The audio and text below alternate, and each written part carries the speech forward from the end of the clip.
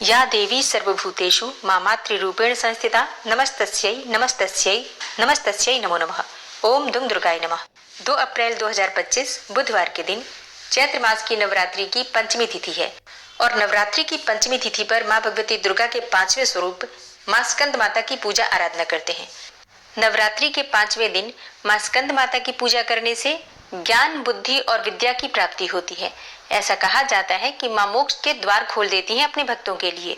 और हाँ, माँ स्कंद माता की पूजा करने से वंश की वृद्धि हो जाती है। ऐसा कहते हैं कि संतान संबंधी कोई भी परेशानी हो, जैसे कि संतान प्राप्ति की कामना हो, संतान की उन्नति की कामना हो, तो माँ स्कंद माता की पूजा करनी चाहिए। इससे आपको बहुत लाभ होता है। शास्त्रों के अनुसार माँ का प्राकट्य हुआ था असुरों के नाश करने के लिए और देवताओं की रक्षा करने के लिए। शिव पुराण में माता स्कंद माता का जो प्रसंग आता है, उसकी कथा के अनुसार एक तारकासुर नामक राक्षस था। उसने अपनी घोर तपस्या से ब्रह्मा जी को प्रसन्न कर लिया और जब ब्रह्मा जी प्रसन्न हुए तो उन्होंने तारकासुर से कहा, वरदान मांगो। तारकासुर ने वरदान मांगा, मुझे अमर कर दो। तब ब्रह्मा जी ने कहा कि ऐसा तो संभव नहीं है, क्योंकि जन्म लेने वाले प्रत्येक प्राणी को एक दिन मरना ही पड़ता है। हर किसी का अंत निश्चित है। ये सुनकर तारकासुर थोड़ा निराश हो गया, लेकिन उसने बड़ी चालाकी से एक और वर मांगा और इस बार उसने मांगा कि उसकी मृत्यु सिर्फ भगवान शिव के पुत्र के हाथों से ही हो, क्योंकि उसने सोचा कि महादेव जी तो गृहस्थ जीवन अपनाने से रहे, न उनका विवाह होगा, न उनके पुत्र होगा और न ही मेरा वध होगा। इस प्रकार से मैं हमेशा के लिए अमर हो जाऊंगा। अब क्योंकि ब्रह्मा जी प्रसन्न थे, उन्होंने तथास्तु कह दिया। जैसे ही तारकासुर को अमरता का वरदान मिला, उसने धरती और स्वर्गलोक पर हिंसा करना शुरू कर दिया और अब उसके अत्याचारों से तीनों लोक में सभी परेशान हो गए। फिर एक दिन सभी देवी देवता ब्रह्मा जी के पास गए और उन्होंने अपनी सारी कथा ब्रह्मा जी से कह सुनाई। ब्रह्मा जी सभी देवी देवताओं को लेकर शिव जी के पास गए और भोलेनाथ को तारकासुर के अत्याचारों से अवगत कराया और देवताओं ने भी अपनी सारी परेशानी भगवान भोलेनाथ से कही। तब भगवान भोलेनाथ ने माता पार्वती से विवाह किया और इसके बाद भगवान शिव और माता पार्वती के पुत्र हुआ, जिसका नाम रखा गया स्कंद। स्कंद अर्थात कार्तिकेय भगवान। और भगवान स्कंद ने तारकासुर नामक राक्षस का वध किया। माता पार्वती ने अपने पुत्र स्कंद को तारकासुर के वध करने के लिए, तारकासुर से युद्ध करने के लिए प्रशिक्षित किया था, इसलिए माता को स्कंद माता कहा जाता है। इस बारे में एक और पौराणिक कथा है, जिसके अनुसार स्कंद माता देवी पार्वती का रौद्र रूप है। माता को लेकर एक पौराणिक कथा काफी प्रचलित है।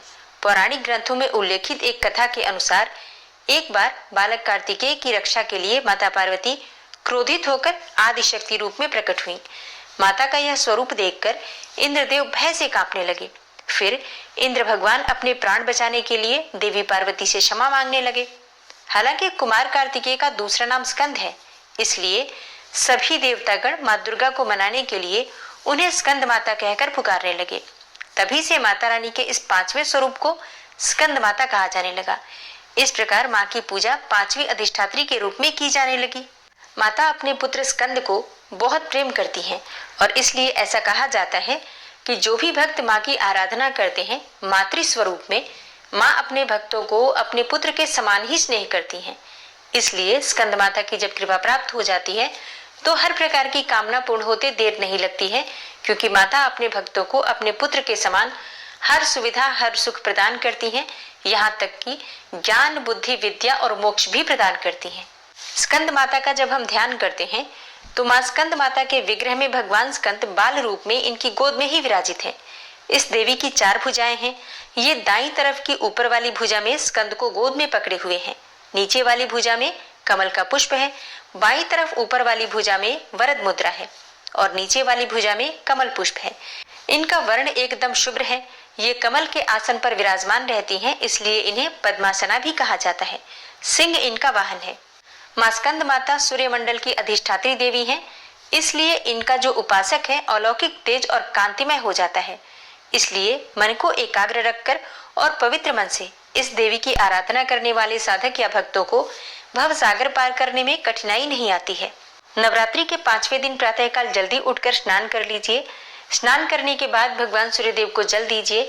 और हाँ, माँ का प्रिय रंग है पीला, तो आप चाहे तो पीले रंग के वस्त्र धारण करके माँ की आराधना कर सकते हैं। भगवान सूर्यदेव को जल देने के बाद मां स्कंद माता की पूजा कीजिए।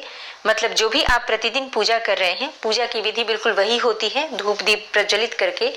और चौकी पर जो भी आपने देवी देवता विराजित कर रखे हैं, कलश देवता, भगवान गणपति, माँ भगवती जगदम्बा, इसके अलावा अगर आपने षोडश मातृका, नवग्रह मंडल, ये सभी चीजें स्थापित कर रखी हैं, ज्वारे बो रखे हैं, अखंड दीपक प्रज्वलित कर रखा है, तो इन सभी देवी देवताओं का धूप दीप प्रज्वलित करके पूजन कर लीजिए। और इसी प्रकार से माँ दुर्गा के 5वें स्वरूप माँ स्कंद माता की भी पूजा कीजिए। धूप दीप अक्षत पुष्प इत्यादि जो भी सामग्री आपके पास है, उन सामग्रियों से माँ स्कंद माता की पूजा करके भोग अर्पित कीजिए। माँ स्कंद माता को केले का भोग लगा सकते हैं, कोई भी ऋतु फल हो तो उसका भोग लगा सकते हैं। आप चाहें तो माँ को खीर में केसर मिलाकर, मतलब केसर वाली खीर बनाकर भी अर्पित कर सकते हैं, या दूध और केसर से बनी हुई मिठाइयाँ भी अर्पित कर सकते हैं। या फिर थोड़ा सा गाय का दूध ले लीजिए, मतलब कच्चा दूध, उसमें शक्कर डालकर और उसमें केसर डालकर श्रद्धा भाव से भोग सहित अर्पित कर सकते हैं। माँ स्कंद माता को पीले रंग के पुष्प बहुत प्रिय हैं, तो गेंदे का पुष्प आप अर्पित कर सकते हैं। इसके अलावा गुड़हल और गुलाब के पुष्प भी माँ को अर्पित कर सकते हैं।